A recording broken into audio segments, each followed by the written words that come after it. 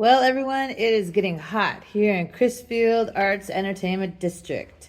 Here are some events for June. We have our usual events, which is the Farmers Market every first and third Saturday from 9 to 12 noon.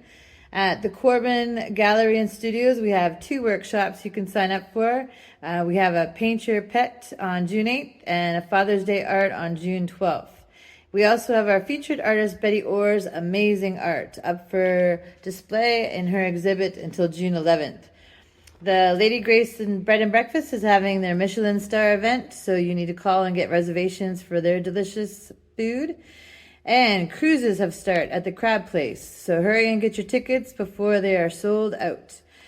You can also cruise to the Smith Island Arts Festival June 3rd, which is an all-day event. And if you like going a little faster, come see the Remote Control Drag Racing June 10th and 11th. It's a family-free event.